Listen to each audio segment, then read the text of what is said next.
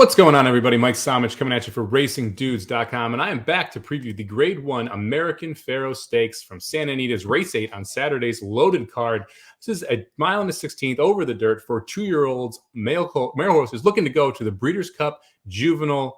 And I'd love to preview a bunch of horses in this spot, but really it's all about 3 Bob Baffert horses that are in this race. We're going to start with the number 5, Cave Rock. Cave Rock is currently your favorite in the Breeders' Cup Juvenile. It's been by far the most impressive 2-year-old male that we have seen run anywhere in the country as of yet.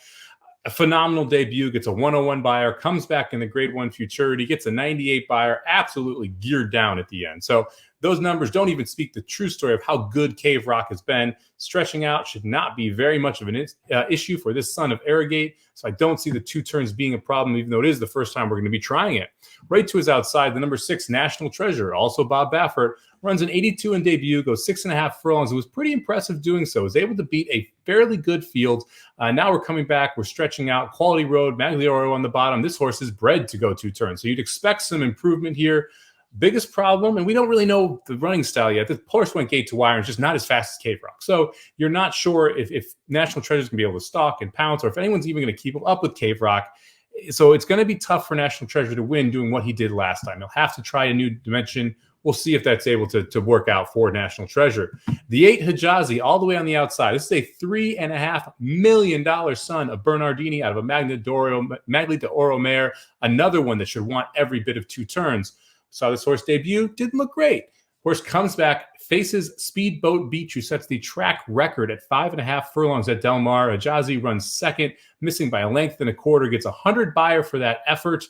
Now, Speedboat Beach came back and ran on the turf. So you can't take too much out of the regression that we saw from Speedboat Beach because it just wasn't doing the same thing. So it's hard to project whether or not that 100 buyer is inflated or not at this point. But it was a very big number and a very fast race. To me, it's really between these 3. And it is very hard to not pick Cave Rock. So I'm going to put Cave Rock on top, who's been the most impressive horse so far. However, both the 6 and the 8 should like the added distance. From a betting perspective, this is a tough race to bet because you're going to get about 2 to 5 on Cave Rock. That's not enough for a win bet in my mind. It's hard to say I want to play, the Cave Rock over Hijazi Cold Exacta because that's going to be like a $2 Exacta. So that doesn't make a ton of sense either. If you want to try and find some value, you could try and play the 5 Cave Rock over the 8 Hijazi over the 6 National Treasure Cold in the try. But to me, this is the best thing to do in this race is to single Cave Rock through, pick 3s, pick 4s, pick 5s, things like that. Try and find value in some other legs. Make sure you're not playing favorites in those other spots to really, create a negative EV ticket if you're doing that, especially if you're spreading anywhere else. But here is pick a horse, single the horse, try and get through here. Or watch this race and just enjoy it. Learn as much as you can for the Breeders' Cup. Because this is one that's going to be tough to make a lot of money in.